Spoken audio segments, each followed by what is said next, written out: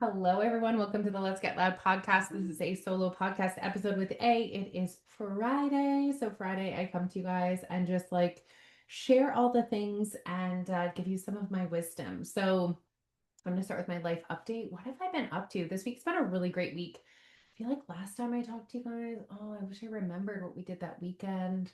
Anyways, it's been a great week because we've been home. I love being home. I mean, I love going away. I love adventures, but man, do I love home. This is one of the only weeks this summer that we don't have a camping trip or another trip planned. So even though there was some like downtime, some quiet time, I always try to remind myself that like everyone needs that like reset. Loving the slow mornings. That is my love language, is the mornings where now I need to reframe this because I don't really do things slow, but I love when my family's doing things slow because then I don't feel guilty when I'm doing things, which is ridiculous. And I know I shouldn't feel guilty for going to the gym and taking care of myself.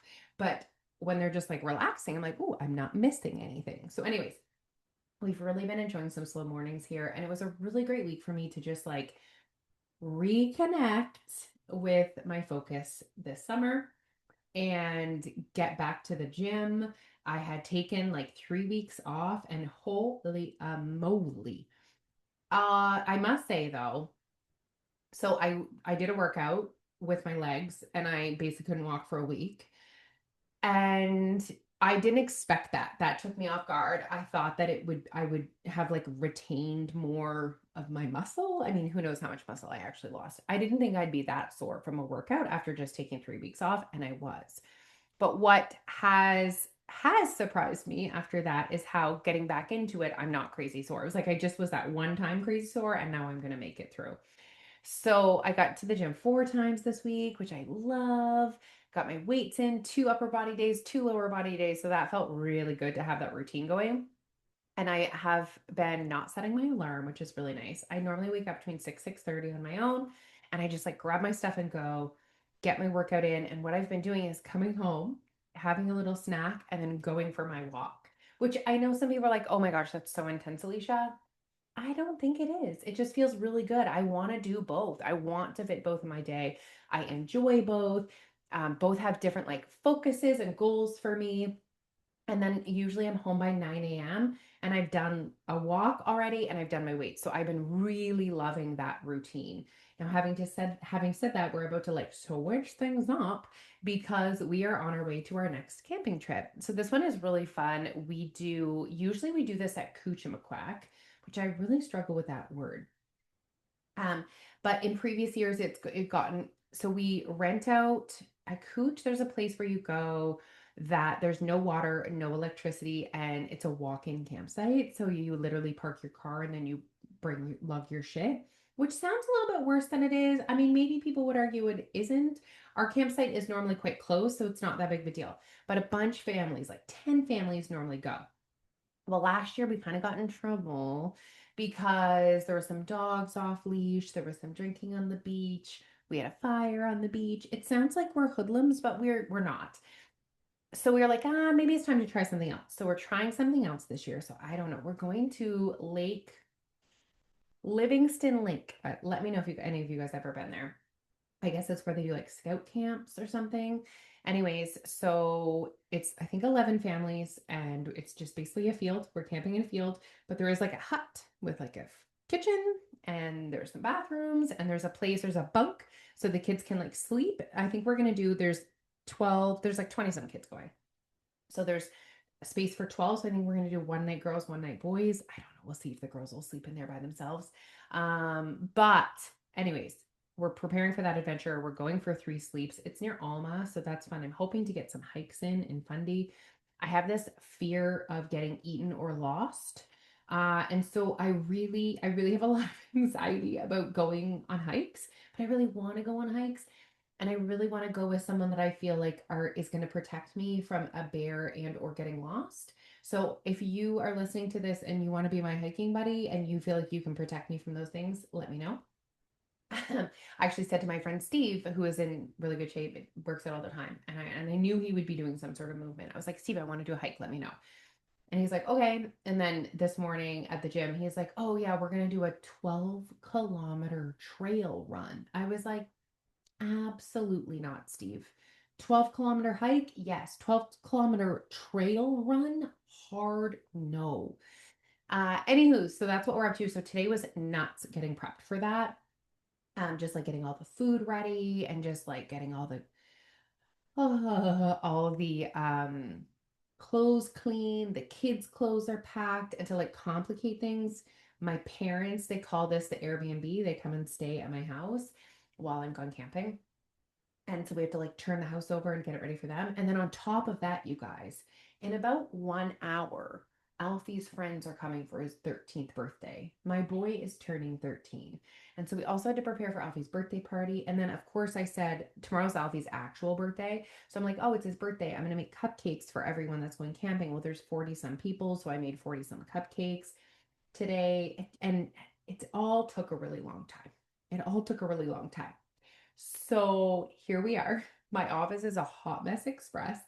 But here we are sitting down, getting ready to record the podcast. So that's what's up with me, just really living my best summer life.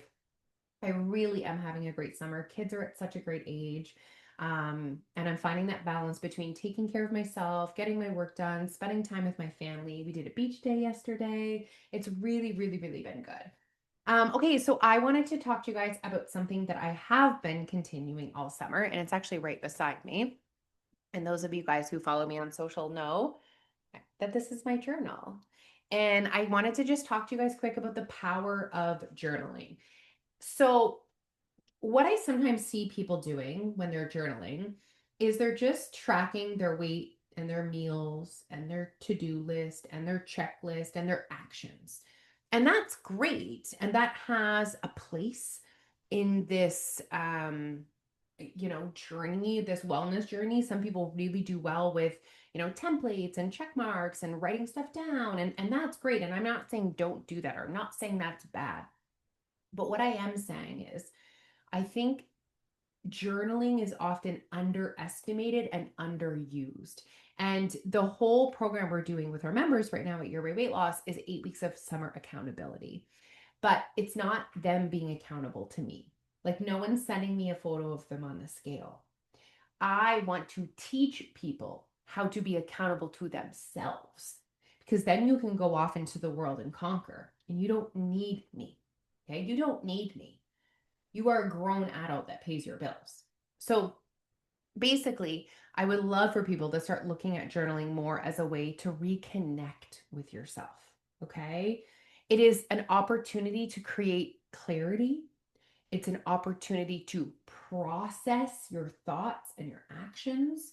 It's an opportunity to identify your triggers. What do I mean by that?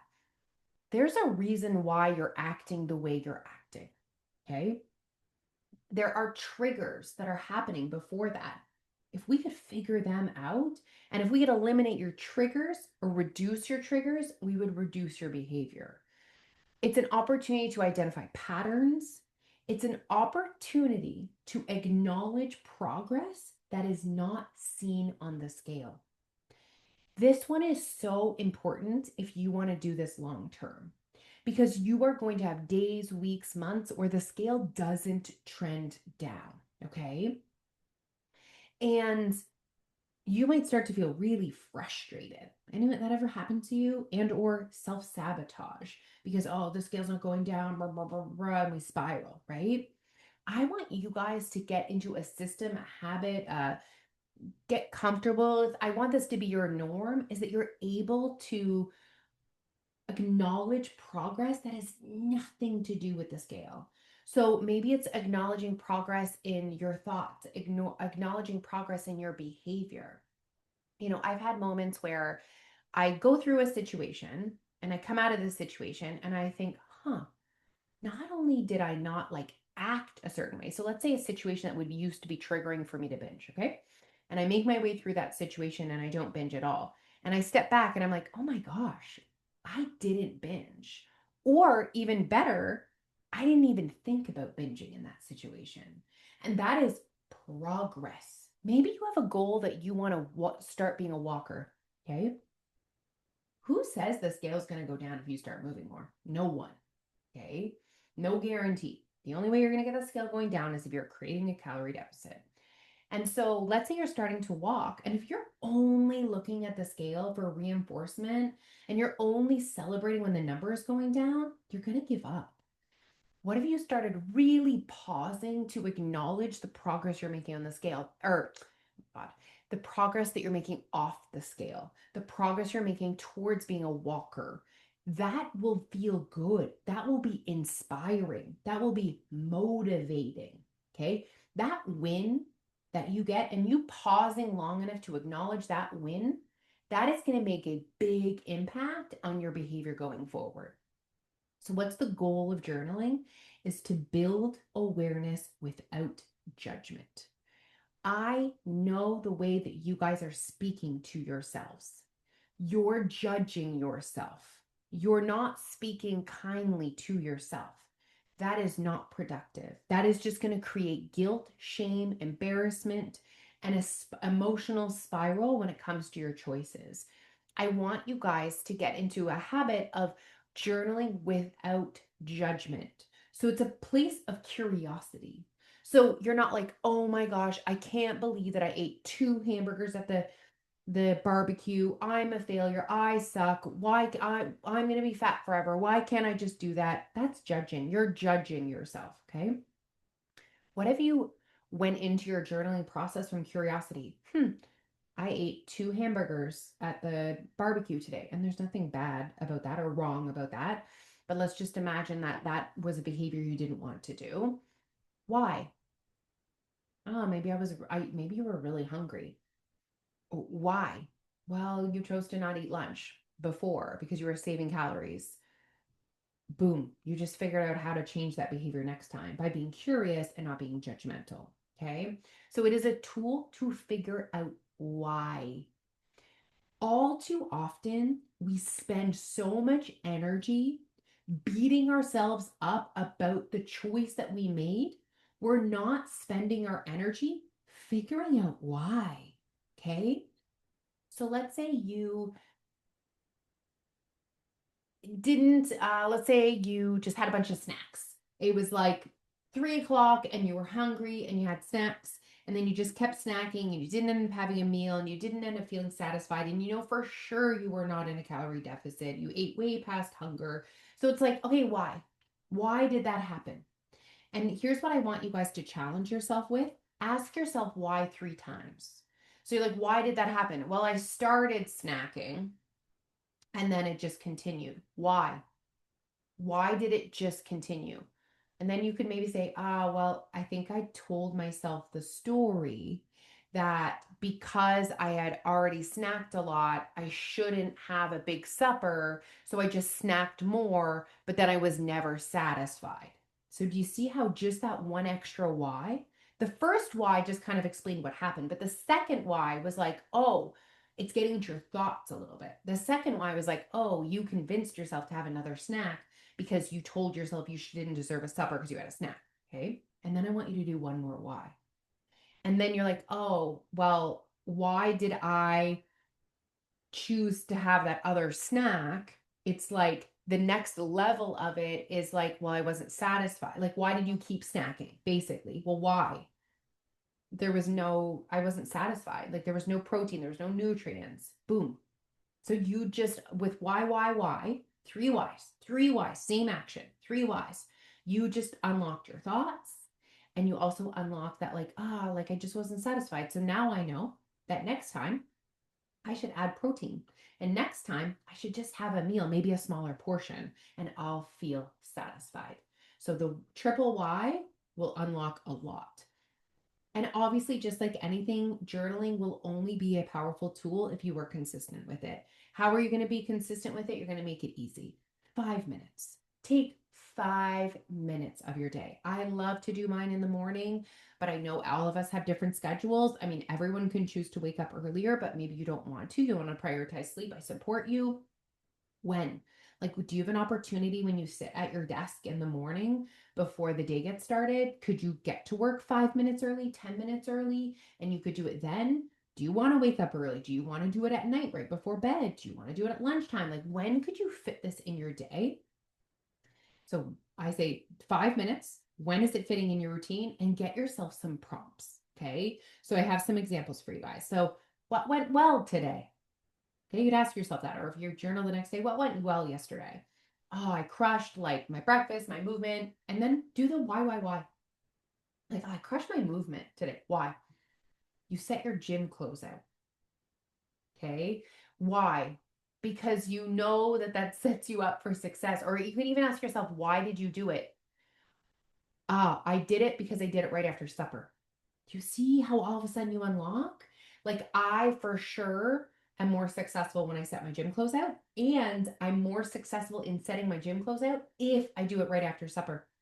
It's like I just wait for supper to happen and we clean up supper and I do it right then and there. If I like wait until 9 o'clock, it's like I'm too tired.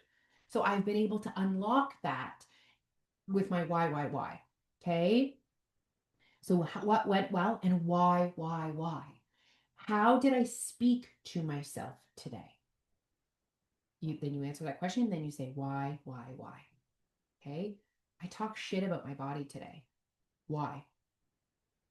Because you were looking in the mirror and blah. Okay. Um, what aligned, when did I feel most aligned with my focus? I love this one. Okay. I feel most aligned when I'm journaling, when I'm moving, when I'm choosing nutrient dense foods. That's just when I feel most aligned. I feel vibrant. I feel good. I feel alive. And just acknowledging that is being like, okay, make sure that happens then. Prioritize that. What are my triggers? What triggers did I face and how did I respond? So maybe you had a trigger of, I had a shitty day. How did you respond? I decided to drink wine for dinner. Why? Because I convinced myself I deserved it. Why? Because I've created a habit of numbing a bad day with alcohol. Why? Because that's what I've always done.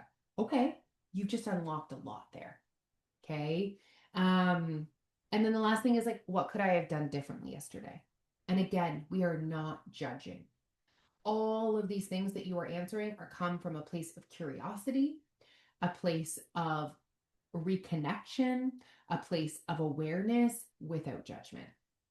So I hope that this podcast inspires you to pick up a journal. Now, I know it is Friday, July 25th. You're like, I'm not going to start journaling on a Friday. The end of July, it's not even a Monday. It's not September 1st. I don't care. Stop making it perfect. Make it scrappy. Grab yourself a journal. Give yourself the gift of 5 minutes spent thinking about you and your focus every single day. All right, everyone. Thank you guys so much for tuning in. I hope you guys are having an amazing weekend, and I will be back to chat about all of the things next week, everyone. Okay, bye, guys.